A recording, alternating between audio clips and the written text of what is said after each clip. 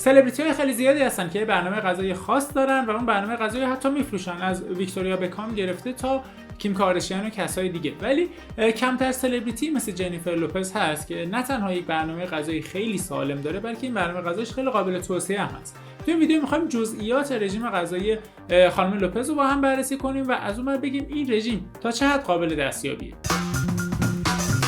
خب جنیفر لوپز که دیگه نیاز به معرفی نداره، خواننده و بازیگر معروف آمریکایی که تو سن 55 سالگی نه تنها توی فیتنس خیلی خوبی از نظر بدنی قرار داره، بلکه شاخص‌های آزمایشگاهیش هم خیلی خوبه و توی چکاپ‌های دوره‌ای که وقتی دارن پیگیری می‌کنن می‌بینن که همه مارکرها توی وضعیت خوبی قرار دارن. خب راز این سلامتی چیه؟ شاید در یک جمله بخوایم خلاصه کنیم، استفاده از رژیم غذایی فوق‌العاده سالم به علاوه برنامه تمرینی منظم که حالا جزئیاتشو با هم بررسی می‌کنیم. ولی مهمترین نکته رژیم غذایی خانم لوپز این هست که از یک رژیم غذایی خیلی عجیب غریب پیروی نمی‌کنه. یعنی نمیاد مثلا رژیم کتوژنیک بگیره که یک سری از گروه‌های غذایی رو خیلی زیاد بخوره مثل چربی‌ها، یا یک سری از گروه‌های غذایی رو نخوره، یا اینکه مثلا رژیم غذایی تو مایه فاستینگ بگیره، 2 روز غذا بخوره 3 روز غذا نخوره. این کارا رو نمی‌کنه، بلکه یک رژیم غذایی خیلی ساده، یعنی هم صبحونه داره، نهار داره، شام داره، همه گروه‌های غذایی می‌خوره، ولی با چند تا نکته.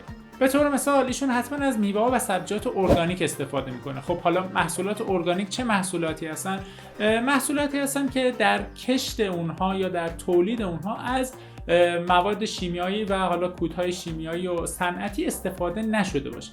و به این معنی هم نیست که حالا مثلا من امسال میخوام گوجه بکارم بیام بگم خب امسال کود نمیزنم محصولم میشه ارگانیک. نه، یک سری استانداردهای خیلی خاص داره. به طور مثال همون گوجه رو اگه من بخوام بکارم باید حداقل 10 سال تو اون زمین کشت مثلا غیر ارگانیک نشده باشه. تمام آبهای ورودی به زمین رو باید چک کنم و داستانهای خودش رو داره که اگه دوست داشتین درباره غذای ارگانیک یه ویدیو بسازیم میتونین توی کامنت ها برام بنویسید. ولی خب خانم لوپز از تمام محصولات ارگانیک استفاده میکنه که یکی از این شاخصهای رژیم غذاییش هست. در کنارش تو میوه‌ها و سبزیجات از یک سری میوه‌ها بیشتر استفاده میکنه، به خصوص از میوه‌های خانواده بری‌ها، یعنی توت فرنگی، زغال‌اخته، انواع گیلاس‌ها. این خانواده سرشار از آنتی اکسیدان‌ها هستن، آنتی اکسیدان‌هایی که حتی در افزایش عمر و سلامتی میتونن نقش داشته باشن. در کنارش از یک سری سبزیجات هم کمتر استفاده میکنه، به خصوص سبزیجاتی که نشاسته بیشتر دارن مثل هویج و ذرت. تو بحث لبنیات هم ایشون از لبنیات کمچرب استفاده میکنه و علاقه شدیدی به ماست یونانی داره که یه ماست خیلی خوب با پروتئین بالا هست. تو بحث غلات ایشون نه تنها غلات کامل استفاده میکنن، یعنی غلاتی که خب حاوی سبوس باشه مثل برنج قهوه‌ای و اینها، بلکه میان غلاتی که گلوتن کمتری داره رو انتخاب میکنن. یعنی مثلا به جای اینکه بیان گندم و جو استفاده کنن، بیشتر میان برنج قهوه‌ای، جو دو سر، کینوا رو استفاده میکنن. خیلی از ماها ممکنه عدم تحمل به گلوتن داشته باشیم و ندونیم که در رابطه با این عدم تحمل به گلوتن و مشکلاتی که میتونه برای ما ایجاد کنه ما یه ویدیو جداگانه داریم که لینکش رو توی دیسکریپشن قرار میدیم، خواستین اون ویدیو رو هم میتونید ببینید. جنیفر لوپز تو مصرف گوشت هم حتما سراغ گوشت‌های لخت و بدون چربی میره و تاکید زیادی هم روی گوشت بوقلمون و سینه مرغ و ماهی مثل ماهی سمون داره و تقریبا توی همه وعده‌ها و میان وعده‌هاش از پروتئین استفاده میکنه و رژیم غذایش یک رژیم غذایی پرپروتئینه که علت هم داره و علتش هم برمیگرده به همون برنامه تمرینیش که جلوتر با هم بررسی میکنیم.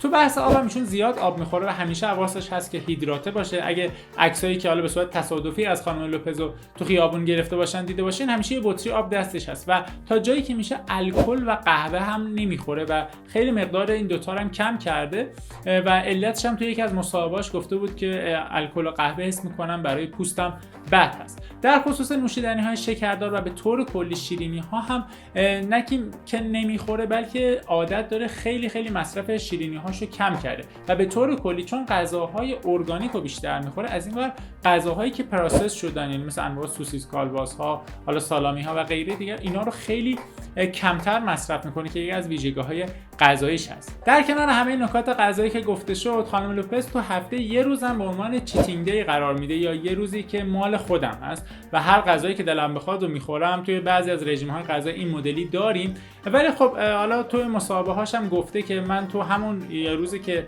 حالا برای خودم هست باز میلم به همین غذاهایی که قبلا گفتیم هست و باز اون عادت غذایی براش شکل گرفت. در خصوص برنامه تمرینیش و ورزش، ایشون هر روز ورزش میکنه و ترکیبی از ورزش‌های هوازی و استقامتی رو با هم انجام میده. به طور مثال تو ورزش‌های هوازی دوچرخه رو میره، شنا رو میره، دو میدانی انجام میده و از اون طرف توی ورزش‌هایی که کار با وزن هست نه تنها باشگاه میره بلکه ورزش‌هایی که کار با وزن خودمون هست، یعنی مثل پلانک و مثلا اسکات، اونا هم انجام میده. و این برنامه تمرینی زیاد نیاز به پروتئین زیاد داره که در خصوصش هم با هم صحبت کردیم. خب حالا رعایت این رژیم آیا فوایدی هم داره؟ قطعاً فایده‌اش به خاطر اون بحث پروتئین بالایی که این رژیم داره و اون کیفیتی که داره نه تنها باعث حفظ وزن و یا عبارتی کاهش وزن میشه، چون پروتئین حس سیری خوبی داره و کمک میکنه شما در طول روز گرسنه نشین. از اون طرف باعث میشه خب شاخص‌های که مرتبط با چربی خون یا مارکرهای التهاب دیگه‌تون هم هست کم بشن، چون دارین رژیم غذایی کم چرب و سالمی رو میل میکنید. این رژیم آیا ضرری هم داره؟ به طور کلی ضرر که نداره، ولی شاید یکی از بدیهای این رژیم گرون بودنشه. دیگه شما وقتی بخواید هر روز غذای ارگانیک بخورید یا غذاهایی با پروتئین بالا و با این کیفیت بخورید، خب قطعاً یک رژیم غذایی خیلی گرون میشه. و از طرف این رژیم میتونه یک کوچولو گیج کننده باشه، به خاطر اینکه خانم لوپز تو برنامه غذاییش روزهایی که گفتیم چیتینگ دی هم هست داره، یعنی روزهایی که یه روزو هر غذایی دلش میخواد میخوره و این روزه دقیق معلوم نیست که ایشون داره چی میخوره. و در نهایت شاید رعایت این رژیم برای کسایی که خیلی علاقه به فست فود دارن یکم لذت غذایی رو کم کنه، به خاطر اینکه خب رژیم غذایی کم چربی هست و معمولا غذای خوشمزه غذای چربی هستن، میتونه یکم لذت رو کم کنه، چون حالا فست فود نداره، سوسیس کالباس نداره، اینها میتونه یکم اثر بذاره.